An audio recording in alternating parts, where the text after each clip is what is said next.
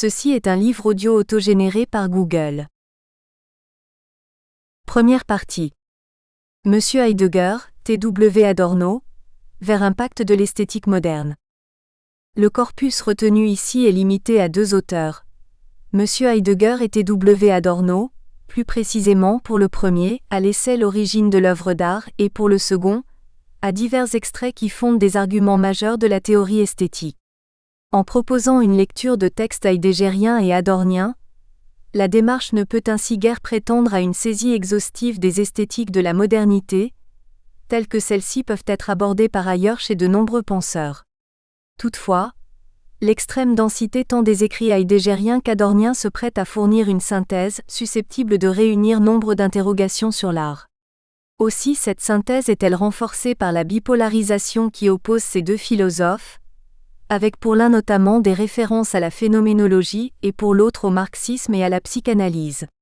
Pourtant, au-delà de leurs divergences prononcées, ces 2 approches paraissent se retrouver sur le mode d'un pacte tacite autour d'une même valeur qu'elles reconnaissent à l'art. Cette valeur qui concerne la vérité, ou l'authenticité, est alors sous-tendue par des principes partagés.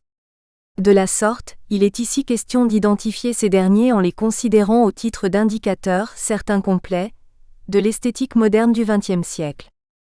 Le premier chapitre présente une lecture de l'origine de l'œuvre d'art, en suivant pour ainsi dire pas à pas le cheminement qui trace M. Heidegger dans son expérience esthétique et philosophique.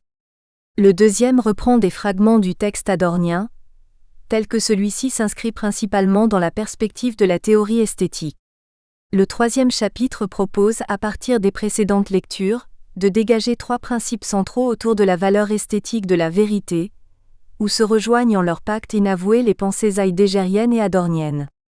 Ce chapitre se termine par une extension de ces principes au regard d'autres théories, ayant notamment trait au travail de la métaphore, à la case vide et à la question de l'autorité. Chapitre 1. Autour du cercle heideggerien.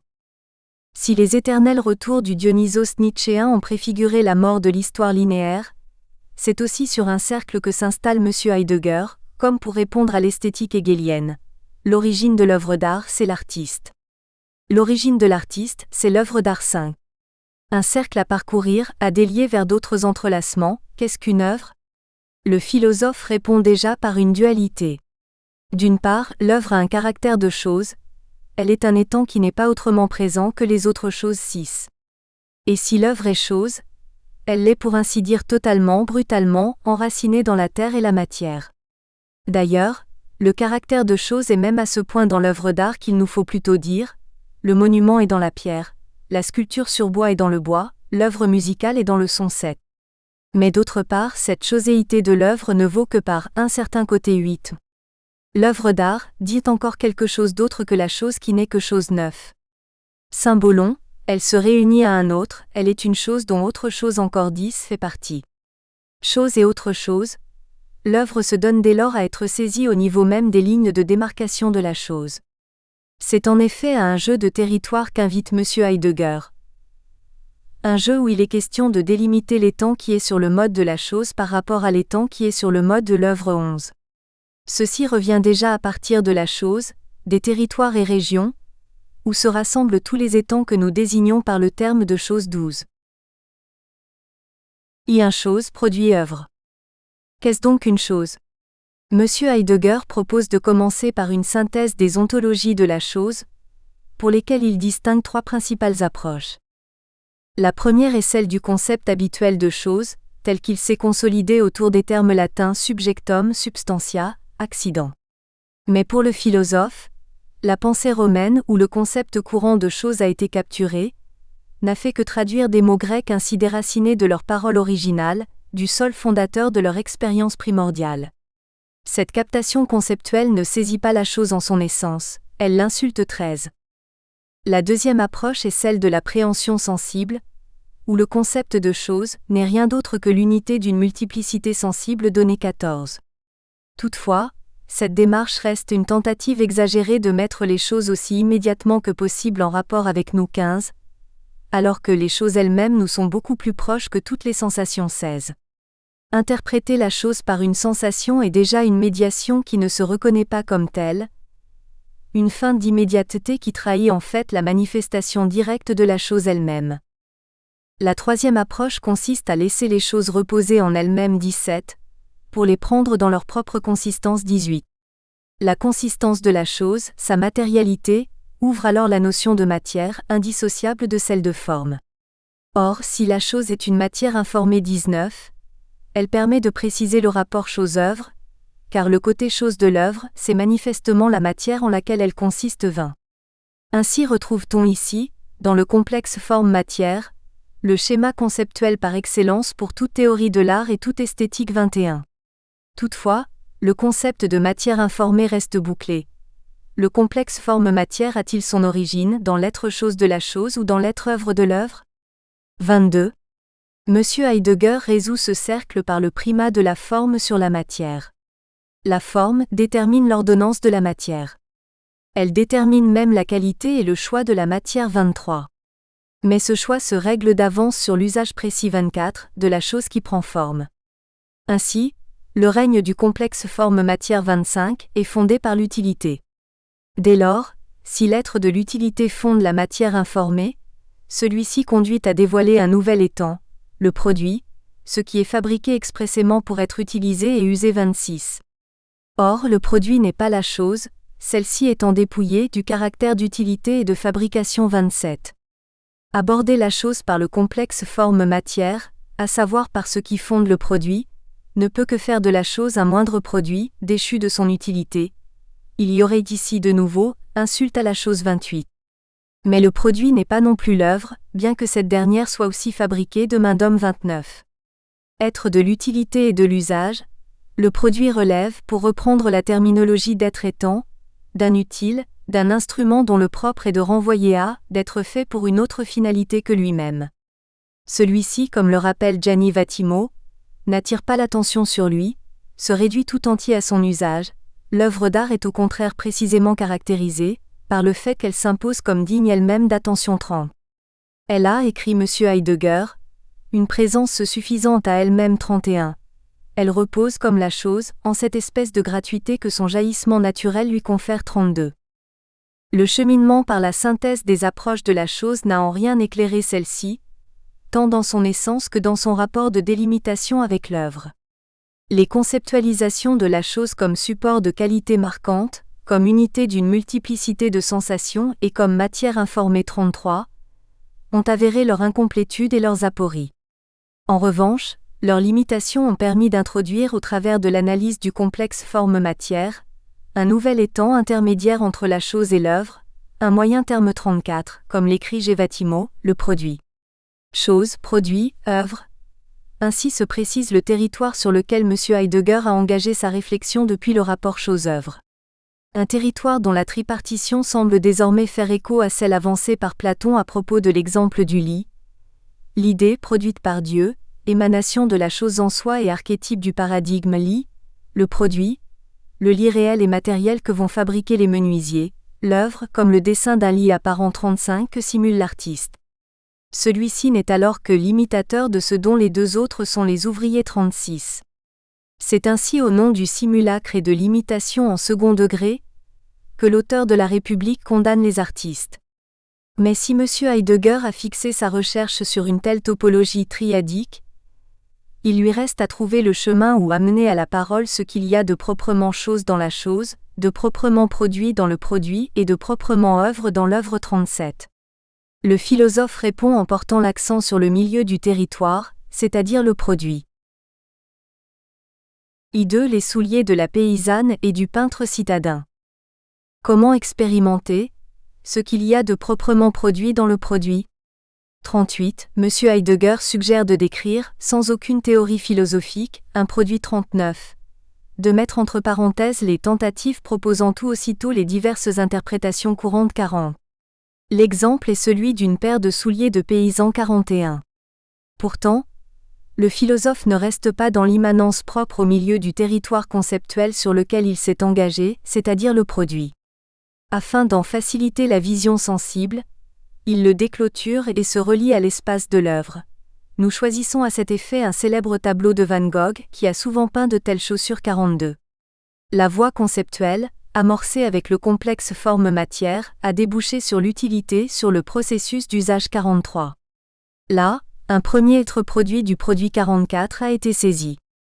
Dès lors, avec le célèbre tableau, un nouveau chemin semble s'évader des précédents entrelacements restés suspendus sur la notion d'utilité. Quel est ce célèbre tableau, de V. Van Gogh? Monsieur Heidegger ne le précise pas.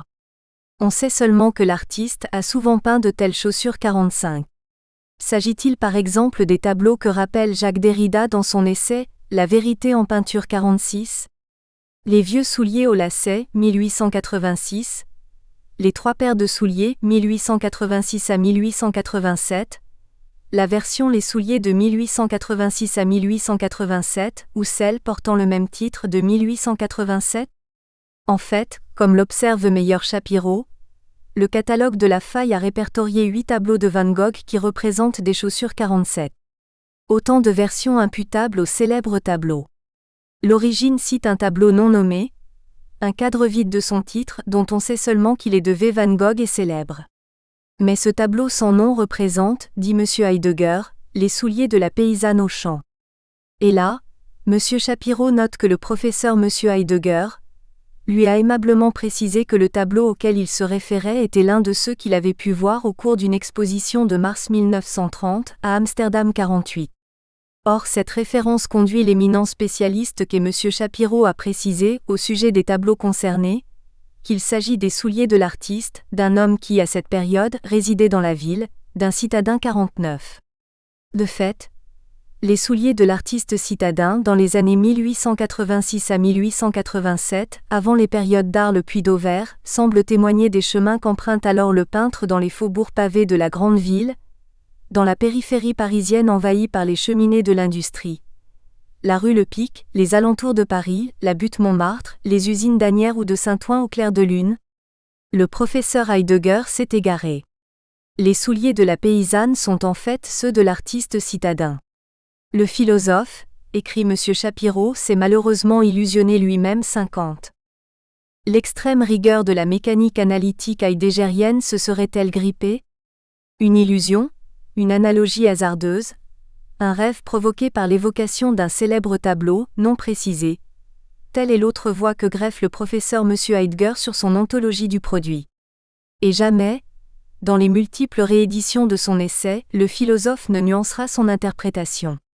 Au contraire, bien qu'il prévienne que tant que nous nous contenterons de regarder sur un tableau de simples souliers vides, nous n'apprendrons jamais ce qu'est en vérité l'être produit du produit 51, il s'abandonne au songe provoqué par l'œuvre, comme si sa parole succombait à la magie de l'association pour finir par s'enliser et se diluer dans des mottes de terre grasse. Le professeur s'égare, glisse sur l'onirisme d'images chtoniennes, où les souliers se déplacent sur la paysanne, se rappellent ensuite comme des souliers de paysan 52, puis s'ouvre sur une motte de terre provenant du champ ou du sentier 53. Mais ce sentier est pourtant fondé sur ce que met en œuvre le célèbre tableau, non nommé, rien qu'un espace vague 54. Un espace dont l'indétermination et le vide autorisent l'illusion et la mise en métaphore. Monsieur Heidegger s'est-il trompé? L'image erronée de la paysanne soutient l'analyse suivante, pour conduire à l'essence de l'œuvre comme essence de la vérité. Au-delà d'un essai particulier sur l'œuvre d'art, la perspective n'est autre que le saisissement ontologique de la vérité, saisissement qui sous-tend l'ensemble même de la philosophie heideggerienne. Tout s'effondrerait-il à cause de la trivialité d'une paire de souliers de l'artiste citadin, malheureusement confondue avec les souliers de la paysanne? Monsieur Shapiro s'est-il trompé? Indubitablement, les souliers sont ceux de l'artiste citadin. Mais il ne s'agit là que du motif figuré. Monsieur Heidegger, dans le tableau qu'il refuse de nommer, dans l'espace vague qu'il lui assigne, ne cherche en rien à expliquer le contenu manifeste de l'œuvre. Par son erreur préparée, il vise autre chose. La voie même de ce que met en œuvre le tableau, en deçà du motif des souliers citadins, la voie de la métaphore, de l'onirisme et de l'illusion, précisément ce que lui reproche M. Shapiro. C'est bien cette voie métaphorique que le philosophe laisse éclore dans toute son épaisseur, d'ailleurs après avoir rappelé que le tableau ne donnait aucune information permettant d'en préciser le motif. Il n'y a rigoureusement rien où les souliers puissent prendre place 55. En évitant de désigner le tableau, en refusant toute exégèse d'un sujet précis que peint l'artiste citadin, le professeur M. Heidegger circonscrit une absence. Il profile un insu, un indicible où le continuum de la logique discursive est levé, où l'argument se conclut en fin de paragraphe par la disjonction d'un « et pourtant », le tableau représente une paire de souliers, rien de plus. Et pourtant, 56 suspension de l'analyse sur la complétude des souliers avec rien de plus. Le logo appliqué à territorialiser le produit a trouvé sa limite. Son topo ne peut davantage être analysé, rien de plus. Et pourtant, revirement induit par le « et » qui appelle au retour vers le produit, qui indique qu'il y a pourtant quelque chose de plus à penser, à ressentir.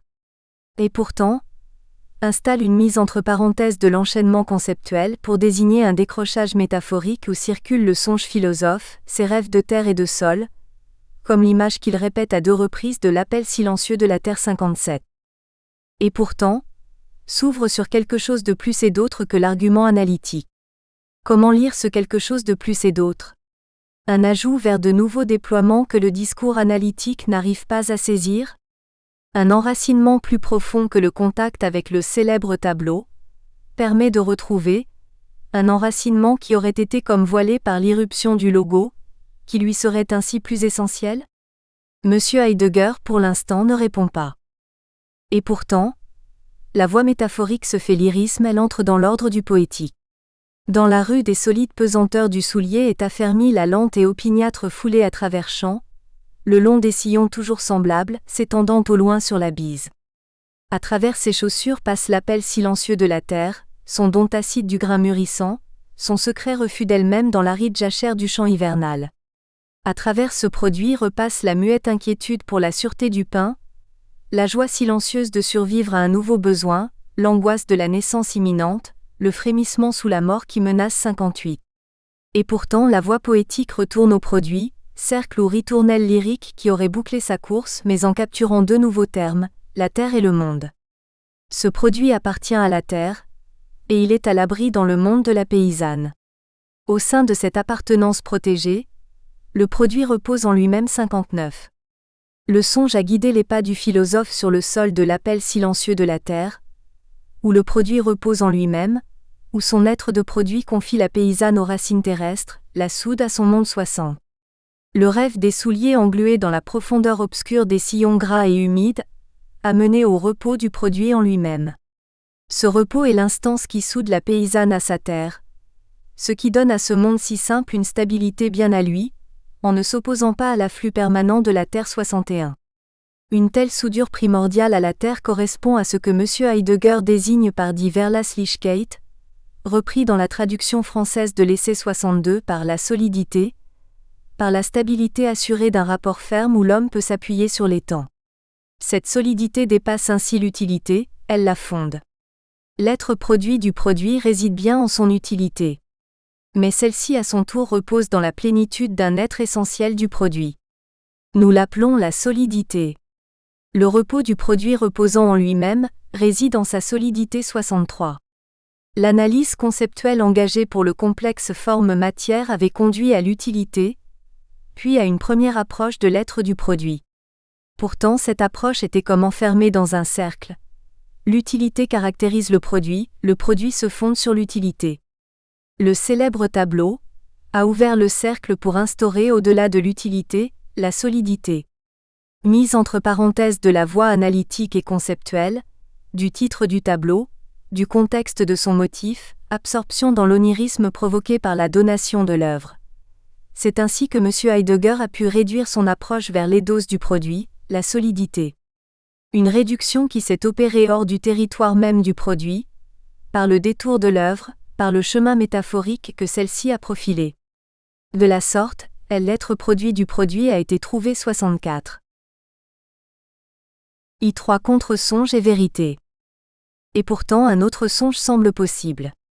Dans l'obscure intimité des souliers délacés au repos, est inscrite la fatigue des pas de l'artiste. Dans les cassures du cuir usagé est tracée la misère d'une errance sans but le long des murs, des rues, traversant l'infini labyrinthe clos de la ville. Le cuir fatigué est marqué par la rugosité des pavés tranchants. Par-dessous les semelles circule la rumeur urbaine qui s'amplifie et s'égare dans la nuit. À travers ses chaussures passe l'appel bruyant de la ville. Ce produit appartient à la circulation, et il est à l'abri dans le passage du citadin. L'être produit du produit est la fluidité. Grâce à elle, l'artiste citadin est confié à son passage incessant, à sa mobilité dans l'appel bruyant de la ville. Le repos du produit reposant en lui-même réside en sa fluidité, en son passage labile, en son errance dans la ville. L'utilité du produit révèle ici l'essence dont elle est la conséquence, la fluidité. Par elle seule, le produit trouve son être dynamique qui inscrit le renvoi à autre chose, le fait pour autre chose que le produit lui-même. Par elle seule se dévoile la coulée du produit, coulée du minerai arraché à la roche inerte, coulée où se meut le complexe forme-matière que la praxis humaine ne cesse de reconfigurer à chaque instant de son histoire. Solidité ou fluidité ? Le dépassement de l'utilité sur la solidité par le songe qu'évoqua au philosophe le célèbre tableau. Serait-il un chemin qui ne mène nulle part ? Pire, un chemin terrien, terrifiant, terrible, un chemin pour lequel l'appel silencieux de la terre profile l'attachement viscéral au sol d'une terre et d'un sang où pourrait résonner l'écho délétère de l'abjection nazie. Le célèbre tableau aurait à l'évidence pu donner d'autres interprétations, dévoiler d'autres repos du produit. Et pourtant, comment ces autres repos auraient-ils pu être dégagés ?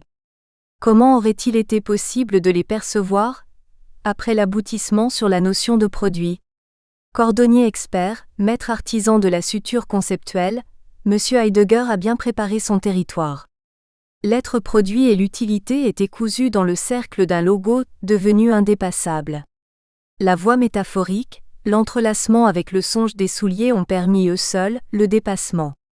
L'être produit du produit, qu'il soit solidité terrestre ou fluidité citadine, ne peut être dévoilé que par l'œuvre, que par la métaphore dégagée au-delà de la finitude conceptuelle. Comment comprendre ce dépassement ? Le chemin ayant conduit au cercle produit-utilité a été d'ordre dialectique, ici au sens socratique du terme, depuis la triple thèse du concept, du sensible et de la matière informée. Puis, l'ontologie s'est poursuivie au travers de l'œuvre. Nous n'avons rien fait que nous mettre en présence du tableau de Van Gogh. C'est lui qui a parlé 65, précise M. Heidegger. L'œuvre a permis de figurer autrement le produit, elle l'a transporté dans un espace que le seul cheminement de la logique discursive ne pouvait atteindre. La proximité de l'œuvre nous a soudain transportés ailleurs que là où nous avons coutume d'être 66. L'art éclaire les temps, le produit, dans le filtre d'une altérité révélée, d'un insu présentifié ou par elle apostrophe œuvre et seulement dans l'œuvre 67 c'est l'être produit qui arrive à son paraître 68. Soit ce dépassement par l'espace de l'art est compris comme un relais qui complète et conclut le précédent discours dialectico-socratique, et à ce titre, y adhère en fin de compte. Et là, l'être dégagé au bout de la chaîne, l'être du produit comme solidité, risque de s'effondrer dans l'erreur même du philosophe qui a fait fi de l'urbanité des souliers. Soit, l'être de l'étang que révèle l'œuvre est accordé à un processus par lequel advient originellement, en deçà de toute détermination verbale, ce qui se porte aux possibilités de désignation, sans se réduire à l'une d'elles. Dans ce cas, la linéarité syntagmatique de l'argumentation n'est plus prolongée mais rompue. L'œuvre met entre parenthèses le logo discursif, y ouvre un paradigme qui rejoint la généalogie nietzschéenne, la négation du socratisme, le refus de la croyance en une vérité unique et valable pour tous au profit de l'avènement d'un monde de valeurs hétérogènes et antinomiques. Solidité et fluidité, terre et ville, paysans et citadins. Le vide du tableau promeut une polysémie où le multiple contradictoire et la différence sont avérés dans leur devenir, où le solde des contingences excède toujours la fin d'un point de vue exclusif. Le manquement à la réalité historique des souliers du peintre qu'observe M. Heidegger ne peut contrarier cette perspective. L'erreur assume en fait le fond d'ambivalence d'où surgissent d'inépuisables vérités, où toute unicité est irrévocablement congédiée. C'est en effet davantage en ternis de processus et de dynamique que le philosophe précise ce dont le tableau a parlé. une ouverture de l'étang dans son être 69. Un étang qui fait apparition dans l'éclosion de son être 70. L'essence s'accorde dès lors au devenir lumineux de l'étang qui s'éclaire de son être, le se mettre en œuvre de la vérité de l'étang 71. Le maître mot est alors énoncé, la vérité, l'avènement de la vérité 72. Le terme doit être précisé. M. Heidegger rappelle la distinction traditionnelle entre la vérité du domaine de la logique 73 et le beau, ce dernier étant réservé à l'esthétique. L'opération de vérité ici ne saurait être confondue avec une mimésis platonicienne, une copie du réel 75.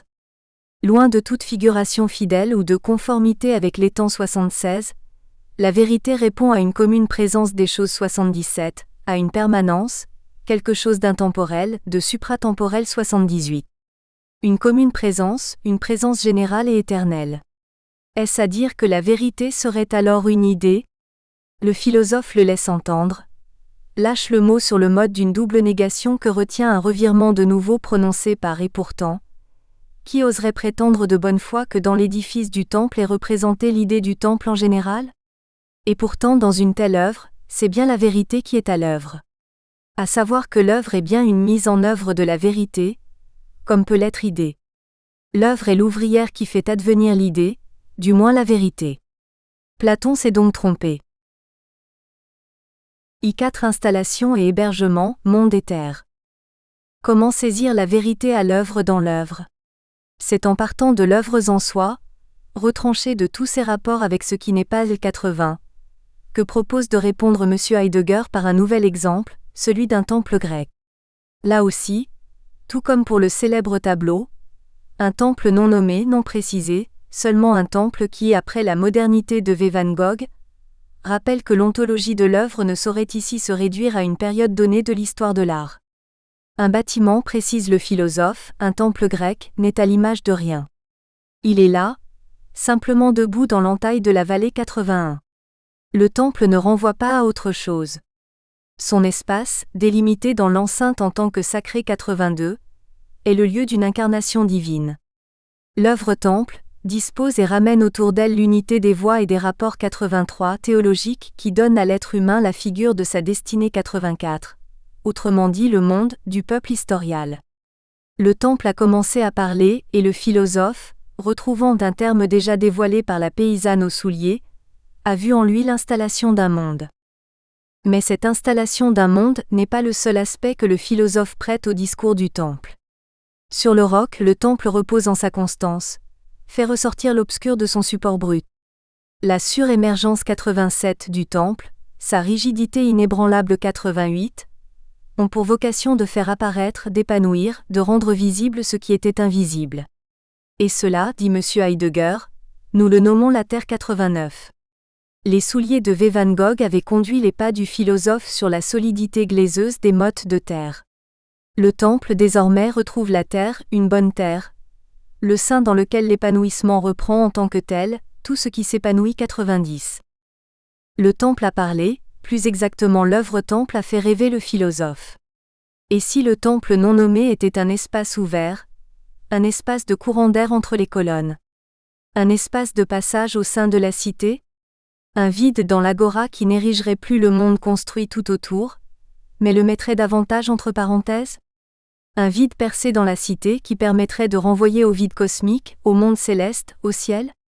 Et si le temple, par son vide, désinstallait le monde pour y déployer l'invisible espace stellaire, pour jeter un fragile pont vers le ciel, pour oublier la terre ? Et si le temple aux pierres friables n'avait d'autre but que de montrer dans sa ruine promise la dislocation aérienne, où s'affirme le néant ? Monde et terre ou vide et ciel, solidité ou fluidité ? Et les rêves pourraient se poursuivre. Et pourtant, au-delà de l'onirisme du monde et de la terre, au-delà des métaphores que suggère l'œuvre temple, deux invariants conceptuels se distinguent, l'installation et l'hébergement. L'œuvre installe nécessairement, que ce soit la destinée d'un peuple historial, le hiératisme du temple dressé sur le roc ou le vide cosmique. Mais pour installer, elle est aussi présente, hébergée, située quelque part, que ce soit la terre ou le ciel. C'est alors l'existence même des variations oniriques que suggère le temple, quelle qu'elle soit, qui devient performatif de la nécessité installante et mondanisante de l'œuvre, tout en asseyant de façon apodictique sa présence, son hébergement. Réactualisé par les métaphores du temple non nommé, les images de la terre et du monde, où retentit de nouveau l'attachement heideggerien au sol natal, prennent dès lors leur consistance conceptuelle dans la dualité de l'installation et de l'hébergement, une dualité que le songe du temple a en fin de compte permis d'installer et d'héberger. Si l'œuvre est hébergée, elle installe, si l'œuvre installe, elle est hébergée. Un nouveau cercle s'esquisse désormais, sur lequel peuvent être positionnés la terre et le monde. Debout sur le roc, l'œuvre qu'est le temple ouvre un monde et en retour l'établit sur la terre qui alors seulement fait apparition comme le sol natal. Ce cercle dont le milieu est l'être-œuvre peut être poursuivi. En quoi consiste donc l'être-œuvre de l'œuvre ? 92. Le philosophe aborde déjà la structure de l'installation. Installer, fondamentalement, c'est ériger, vouer pour glorifier 93. L'installation n'est plus un aménagement 94. Elle appelle au verbe vouer qui veut dire consacrer, au sens où, par l'installation de l'œuvre, le sacré est ouvert en tant que sacré, et le Dieu appelé dans l'ouvert de sa présence 95. L'érection propre à l'œuvre, son installation et sa vocation se donnent ainsi comme une ouverture où, ériger veut dire ouvrir la rectitude correcte dans le sens des directives que nous donne l'essentiel en tant que mesure 96. Comment dès lors l'œuvre requiert-elle une telle érection à la mesure de l'essentiel ? Parce que, précise M. Heidegger, elle est elle-même installante en son être-œuvre. Parce qu'à l'inverse de l'utile qui renvoie à autre chose, elle est la propre essence de ce qu'elle installe. Mais qu'installe-t-elle donc ? Quand l'œuvre d'art en elle-même se dresse, alors s'ouvre un monde dont elle maintient à demeure le règne. Être œuvre signifie donc installer un monde 98. Si telle une ritournelle, l'argumentation retourne au monde installé, celui-ci prend dès lors sens comme monde ouvert, comme monde installé dans une ouverture désinstallante. Ainsi que le précise M. Heidegger, ce monde n'est pas une somme des temps, ni un objet consistant 99, mais un devenir où l'être tient son projet. Le monde s'ordonne en monde. Un monde est le toujours inobjectif sous la loi duquel nous nous tenons, aussi longtemps que les voies de la naissance et de la mort, de la grâce et de la malédiction nous maintiennent dans l'éclaircie de l'être sang. La structure de l'installation du monde est celle d'un devenir, accompli dynamiquement par l'ouverture même du monde, où l'œuvre libère la plénitude de l'ouvert en son espace 101, et maintient ouvert l'ouvert du monde. Après l'installation, l'autre pôle, celui de l'hébergement, est réintroduit. C'est par la création qu'il est abordé. L'œuvre fait venir sans trois et se détermine par un matériau. Or, à l'inverse des produits où le matériau disparaît dans l'utilité, l'œuvre à la fois ouvre le monde et fait venir la matière dans laquelle elle s'installe, dans la pesanteur de la pierre, dans la fermeté et dans la flexibilité du bois, dans la dureté et dans l'éclat du métal, dans la lumière et dans l'obscur de la couleur, dans le timbre du son et dans le pouvoir nominatif de la parole 104. L'hébergement signifie un retrait qui, dans sa dynamique, fait pourtant venir en sens inverse l'instance même du retrait. Or, ce vers où l'œuvre se retire, et ce qu'elle fait ressortir par ce retrait, précise M. Heidegger, nous l'avons nommé la terre. L'œuvre installe un monde et fait venir la terre 106, porte et maintient la terre elle-même dans l'ouvert d'un monde 107, libère la terre pour qu'elle soit une terre 108. Mais que signifie ce faire venir la terre, où l'œuvre accomplit un retrait ? La terre est et se donne comme telle de façon toujours antéprédicative, sur un seuil dont l'accès suppose une mise entre parenthèses des catégories du logo et de l'objectivation technico-scientifique 110. Elle ne se montre que si elle reste non décelée et inexpliquée. Quelle est cette inexplicable et indécelable terre que l'œuvre fait pourtant venir ? Ouverte dans le clair de son être, la terre n'apparaît elle-même que là où elle est gardée et sauvegardée en tant que l'indécelable par essence, qui se retire avant tout décèle, c'est-à-dire qui se retient en constante réserve 112. La terre se trouve ainsi doublement définie. Constante, elle relève d'un infini, où ce qu'elle héberge rassemble le potentiel non décelable de son devenir illimité. Réserve, la terre contient, circonscrit, délimite et enferme en elle ce potentiel. Territoire gardé et sauvegardé hors du décel, elle est par essence ce qui se renferme en soi 113. Si l'œuvre fait venir la terre, elle la fait venir dans l'ouvert en tant que ce qui se renferme en soi 114. Les images du monde et de la terre que le temple a suggérées ont été dépassées par l'analyse qu'elles ont rendue possible. Ainsi ont-elles permis de définir un jeu de mécanique paradoxale. L'installation d'un monde ouvre le monde, l'hébergement est un retrait qui fait cependant venir au monde ce que celui-ci n'a pas encore décelé et dont le propre est de se refermer. Sac et ressac, le cercle où le monde se fonde sur la Terre et la Terre surgit au travers du monde 115, s'ouvre dès lors sur la question du rapport entre l'installation d'un monde et le faire venir de la Terre au sein de l'œuvre elle-même 116. I5 Combat de la vérité et vérité du combat. Le rapport entre l'installation d'un monde et le faire venir de la Terre est envisagé doublement. Il est un rapport soit de domination, soit de capture. Reposant sur la Terre, le monde aspire à la dominer. La Terre, au contraire, aspire en tant que reprise sauvegardante à faire entrer le monde en elle et à l'y retenir. Non sans rappeler la lutte entre Dionysos et Apollon, l'affrontement entre monde et terre est un combat 118. Si installant un monde et faisant venir la terre 119, l'œuvre accomplit un combat, il faut se pencher sur la structure même du combat. Le combat n'est pas ici à prendre dans son usage habituel de destruction. Fondamentalement, il est ce qui permet aux protagonistes de se différencier et de s'auto-affirmer 120 dans leur identité propre. Dans le combat essentiel, les parties adverses s'élèvent l'une l'autre dans l'affirmation de leur propre essence. Le combat s'accorde à un espace de tension permanente, par laquelle l'œuvre en elle-même a son essence dans l'intimité du combat. Cette tension, l'œuvre elle-même, profile la distinction des forces qui la composent. Elle est l'avènement de leur essence, leur vérité. Bouclage du cercle. Les souliers de V. Van Gogh ont introduit le pouvoir de vérité de l'œuvre, opposé au produit et distingué de la chose.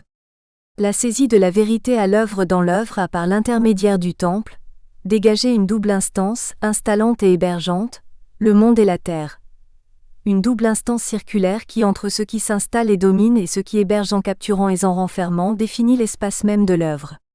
Finalement, le rapport de cette double instance renvoie au combat comme tension immanente, où se pose de nouveau la question de la vérité. Qu'est-ce que la vérité ? Communément, celle-ci est comprise comme la concordance de la connaissance avec son objet 124. Cependant, l'intentionnalité de la connaissance suppose que l'objet se soit déjà pré-révélé à la connaissance qui va ensuite pouvoir le viser. Pour que la connaissance et la phrase qui l'énonce et la met en forme puissent se régler sur la chose à connaître. Pour que la chose gagne un caractère de contrainte pour l'énoncer, il faut bien d'abord que la chose elle-même se manifeste en tant que telle 125. Or pour se manifester, la chose doit se situer déjà elle-même dans l'être à découvert, dans une éclosion antéprédicative qui, une fois saisie par la représentation, se retire et se renferme.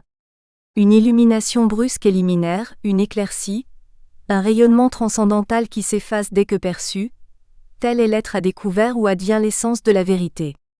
Nous et toutes nos représentations adéquates ne serions rien, si l'éclosion de l'étang ne nous avait pas déjà exposés en cette éclaircie où tout étang vient se tenir pour nous, et à partir de laquelle tout étang se retire 126. Mais précise M. Heidegger, comment cela se passe-t-il ? Comment la vérité advient-elle à découvert ? Le connu reste une approximation. Et pourtant, écrit de nouveau M. Heidegger, en dépassement de l'étang non pour s'en éloigner, mais le devançant jusqu'à lui, quelque chose d'autre arrive encore 129. Quelque chose d'autre qui advient ainsi dans la saisie globale de l'étang, dans l'impression générale de son noème, au milieu de l'étang dans son tout se déclôt une place vacante. Une clairière s'ouvre sans trempe. Une telle vacance éclaire l'étang du dedans et du dehors, le territorialise, en profile les contours. Ce foyer d'ouverture n'est donc pas circonscrit par l'étang, mais c'est lui, radieusement, qui décrit autour de l'étang, tel le rien que nous connaissons à peine, son cercle 131.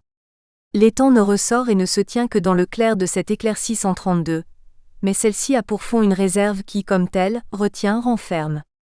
Cette retenue inhérente à la réserve, ajoute le philosophe, est double. Soit elle refuse l'accès à l'étang en l'enrobant, soit elle le dissimule et en trompe la saisie. L'essence de la vérité ne doit pas s'entendre comme une levée de la réserve. Au contraire, elle est la révélation même de cette réserve primordiale sur le mode d'un moment suspendu, où cette dernière apparaît dans sa double dimension de refus et de dissimulation, c'est-à-dire de non-vérité. Présence et absence. L'éclaircie fait apparaître une vérité de l'étang qui, en s'éclairant, se dérobe dans la réserve même d'où et par laquelle elle apparaît. M. Heidegger peut revenir au combat. L'ambivalence éclaircie-réserve situe l'opposition même du combat originel 134. Le combat monde-terre se fait celui de la dualité éclaircie-réserve. La Terre ne surgit à travers le monde ne se fonde sur la Terre que dans la mesure où advient le combat originel entre éclaircie et réserve. Il reste alors à voir comment la vérité peut advenir. Réponse immédiate, elle advient en quelques rares modes essentiels. Un des modes dans lesquels la vérité se déploie, c'est l'être-œuvre de l'œuvre. Installant un monde et faisant venir la Terre, l'œuvre est la bataille où est conquise la venue au jour de l'étang dans sa totalité, c'est-à-dire la vérité. Une boucle supplémentaire est désormais tracée. L'œuvre a conduit sur un combat qui pose dans son être de combat la question de la vérité. Cette question a mené au combat de l'éclaircie et de la réserve, combat qui retourne à celui de la terre et du monde, et partant à l'être-œuvre de l'œuvre. Mais le cercle reste incomplet. Si la vérité comme essence et non comme ressemblance est ce qui est à l'œuvre, dans quelle mesure y a-t-il enfin dans l'essence de la vérité une aspiration vers quelque chose de tel qu'une œuvre 138 ? Dans quelle mesure y a-t-il enfin de l'art 139 ? Ici savoir, création et sauvegarde. Le philosophe reprend le cercle hegelien. L'origine de l'œuvre d'art et de l'artiste, c'est l'art. L'origine est la provenance de l'essence où se déploie l'être d'un étant. Mais cet avènement de l'essence dans l'art présuppose tout aussitôt l'œuvre réelle comme support de l'avènement. Il faut ainsi revenir sur la chose-œuvre, c'est-à-dire ce qui est créé par l'artiste, et se frayer un chemin vers l'essence de la création. Le philosophe s'y engage à partir de l'adéquation de la création à la production. La techné, artisanat et art, production-fabrication et production-création, le ramène alors à une spéculation étymologique. L'essence de la production ne signifie pas le travail artistique, artisanal ou encore technique. La techné renvoie bien plutôt à un mode du savoir 143. Une nouvelle notion s'ouvre désormais, le savoir. Or l'essence du savoir repose dans la déclosion de l'étang 144. La techné, comme compréhension grecque du savoir, est une production de l'étang, dans la mesure où elle fait venir et produit expressément le présent en tant que tel hors de sa réserve, dans l'être à découvert de son visage 145. Si se faire venir dans une déclosion hors de la réserve est ainsi l'essence de la création-production, il retrouve précisément la vérité à l'œuvre dans l'œuvre. Là encore, le cercle se boucle. L'œuvre n'advient et ne se détermine que par le processus de création, mais l'essence de la création est déterminée par l'essence de l'œuvre. Ainsi est-il nécessaire d'interroger une nouvelle fois l'essence de la vérité. Mais qu'est-ce que la vérité, pour devoir advenir dans une chose telle qu'une œuvre ? 147. La vérité, répète le philosophe, est une non-vérité dans la mesure où lui appartient le domaine de provenance du non encore éclos, au sens de la réserve. Cette vérité suppose qu'il y ait un étant où l'ouverture puisse prendre son instance et sa constance. Tel est précisément, dans cette institution d'un étant soudainement ouvert sur le combat entre l'éclaircie et la réserve, le travail de l'œuvre. L'instauration de la vérité dans l'œuvre, c'est la production d'un étant qui n'était point auparavant et n'adviendra jamais plus par la suite. La production installe cet étant dans l'ouvert de telle manière que c'est précisément ce qui est à produire qui éclaircit l'ouverture de l'ouvert dans lequel il advient. Là où la production apporte expressément l'ouverture de l'étang, la vérité, ce qui est produit est une œuvre 150. L'œuvre est le lieu où s'institue la vérité, en tant que combat entre monde et terre. D'un côté, le monde naissant fait apparaître précisément ce qui n'est pas encore décidé et ce qui est encore dépourvu de mesure. De l'autre, la terre advient d'émergence 153 pour se révéler comme celle qui porte tout, comme celle qui s'abrite elle-même dans le statut de son propre recel 154. Ici, dans le combat, M. Heidegger définit un trait qui attire les adverses, jusqu'à l'origine de leur unité où il les compose 155, qui les rassemble dans un seul contour 156. Ce trait, où le combat est à mener et est institué dans la terre 157, est la gestalt de l'œuvre, sa stature. La gestalt dessine le contour de la vérité 158. Tire la terre de l'obscur en tant que celle qui se retire en elle-même 159. C'est ainsi que l'œuvre est un choc.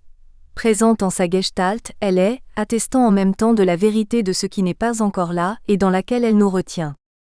Ce choc de l'œuvre, elle est, fait éclater ce qui jusqu'à présent paraissait normal 160, fait resplendir l'énormité 161. Épiphanie d'un insu, l'œuvre se contient dans l'ouverture de l'étang qu'elle a ouverte elle-même, où elle nous pousse hors de l'ordinaire. Elle dérange.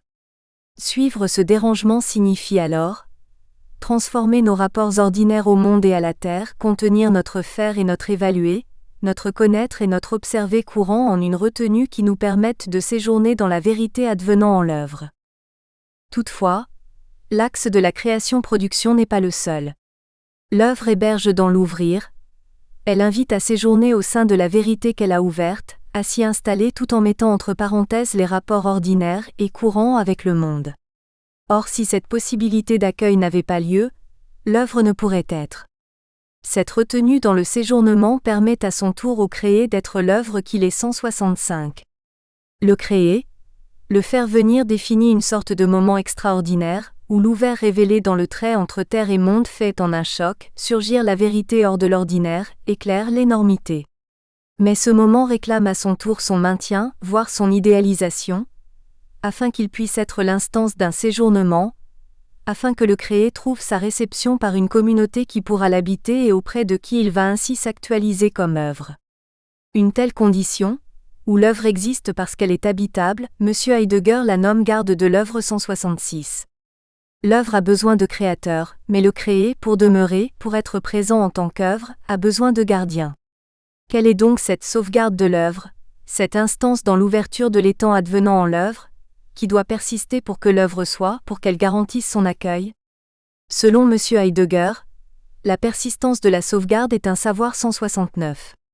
Le terme avait déjà été engagé à propos de la techné. Le savoir repose dans la déclosion. Il n'est pas une simple affaire de connaisseur ou un jeu de représentation. À l'inverse, il est fondamentalement un processus qu'être et temps avait déjà accordé à un vouloir. Un savoir-vouloir où l'homme se met en liberté d'aller au-delà de soi-même en existant et en s'exposant à l'ouverture de l'étang 171. Ce savoir qui reste un vouloir, et le vouloir qui sait rester un savoir, c'est l'engagement eucastatique de l'homme existant dans l'ouvert de l'être 172. Telle est cette sauvegarde par laquelle l'œuvre est œuvre, par laquelle le créé peut être maintenu comme œuvre pour ceux qui y séjournent, par laquelle l'œuvre est habitable. Le savoir-vouloir, l'engagement de l'homme à se tenir hors de lui, à se mettre dans l'ouvert. Ne pouvant être sans sauvegarde, l'œuvre a donc comme processus le savoir-vouloir. Or celui-ci ne saurait, précise M. Heidegger, être assimilé à un repli individualiste. À l'inverse, la garde de l'œuvre n'isole justement pas les hommes sur leur vie intérieure 173. Elle les fait entrer dans l'appartenance à la vérité advenant dans l'œuvre, et fonde ainsi l'être avec les autres, les uns pour les autres en tant qu'endurance du Dasein s'exposant dans l'histoire à partir de son rapport à l'ouvert 174. L'œuvre, comme sauvegarde, n'est autre que la disposition fondamentale d'un monde partagé et primordial, d'où s'élèvent l'histoire et la culture. La création, moment magique, montre le monde ouvert dans le faire venir de la vérité. La sauvegarde, retenue du moment magique, libère le savoir-vouloir comme installation essentielle de la culture. Mais d'où vient cette sauvegarde où s'engage le savoir-vouloir?